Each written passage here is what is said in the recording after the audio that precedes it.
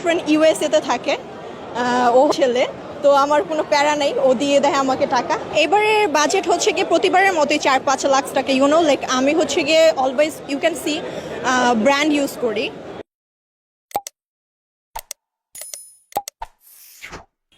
কত গর্ব কইরা কইতাছে আমার বয়ফ্রেন্ড 4-5 লাখ।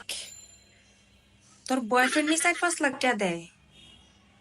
যেই জামানায় 5,000 টাকার লাইগা একটা জামাই একটা বউর একটা কোনো কিছু কিনা দিবার পারতেছে না, যেই জামানায় 2,000 টাকার লাইগা তার সন্তান ঘরে কিছু কিনা দিবার পারতেছে না।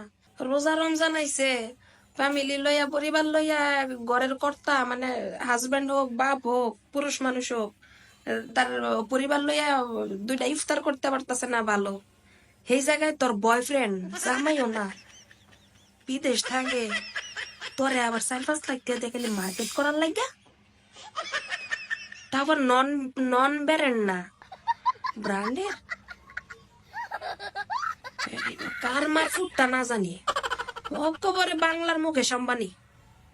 হ্যাঁ, বাংলার মুকেশ আম্বানি। ওই যে ফেটটা ফুটটা আছে না, হের মতন হইলে তোরে দিব মনে হয়, হেটার মতো হইলে তোরে দেওয়ার সম্ভাবনা আছে।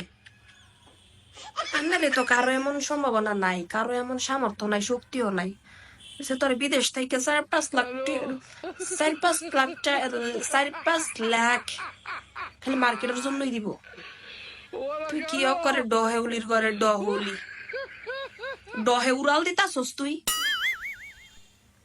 কি কইতাম এগুলা, শরম লজ্জা বলতে না আসলে মনে ফ্যামিলি সারা না হইলে এসব কথা কেউ কয়ও।